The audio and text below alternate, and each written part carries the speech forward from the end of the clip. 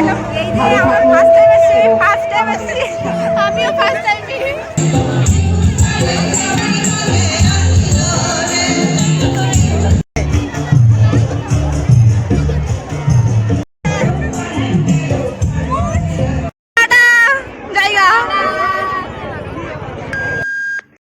Hello everyone, I am beauty and welcome back to beauties world. So কেমন আছো তোমরা সবাই? আশা করি সবাই ভালো আছো, আমিও খুব ভালো আছি।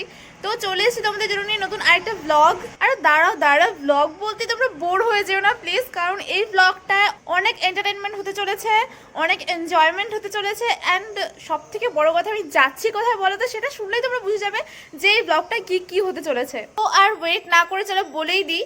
তো আজকে আমি ফার্স্ট টাইম যাচ্ছি হচ্ছে বসন্ত উৎসবে। হ্যাঁ, কোনোদিন আমি যাইনি, এটা বলতেই আমার কেমন লাগছে যে এত বছর হয়ে গেল, মানে এত বড় হয়ে গেলাম, বাট এখনো কোনোদিন আমি যাইনি। তো এবারে ফার্স্ট টাইম যেতে চলেছি। তো চলো বেশি না বকে এখন রেডি হয়ে আসি। তো বসন্ত উৎসবে যাওয়ার জন্য এটা ছিল আমার ফাইনাল লুক। তো আমি একটা হলুদ শাড়ি আর লাল ব্লাউজ পরেছিলাম, যেটা পরে মা আমাকে বলছিল তোকে পুরো বউ লাগছে। তোমরা দেখে বলো অবশ্যই যে আমাকে কেমন লাগছে। কত ক্লিন ফেস নিয়ে যাচ্ছি, আর ফিরবো যে কি হয়ে সেটা আমি ভাবতেও পারছি না। যেই টাইমটা সবাইকে বলা হয়েছিল সেই টাইমের মধ্যে আমি পৌঁছে গেছি কোচবিহারে। এখান থেকে আবির টাবির নিয়ে হোস্টেলে গেছি, তখন এরা রেডি হয়নি। হোস্টেলে কোথায় আছিস? দেখ তুইও বেরোস নাই, বেরো। আমি মাঝখানে এসে তো দেখি ওরা এত সুন্দর সুন্দর করে সেজেছে যে ওদের মাঝখানে আমাকে ফ্যাকাশে লাগছিল। তারপরে মাপি বললো আয় তোকে কয়েকটা ফুল লাগিয়ে দিই। আমি খোপায় ফুল লাগাইনি প্রথমে, তারপরে ও লাগিয়ে দিল।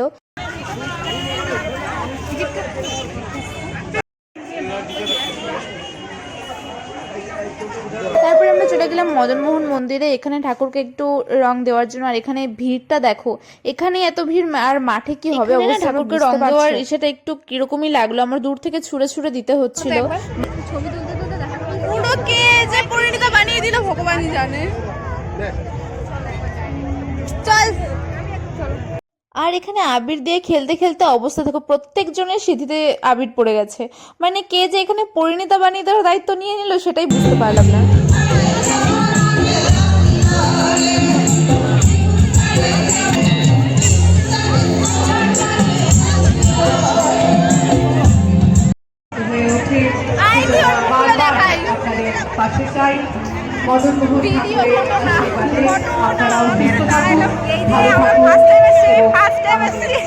আমিও ফার্স্ট টাইম, এরা অনেকবার এসছে।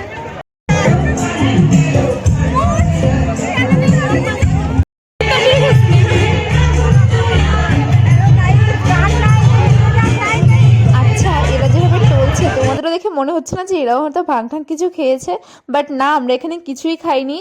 কোনো ভালো গান দিচ্ছিল জন্য মাথাটা খারাপ হয়ে যাচ্ছিল।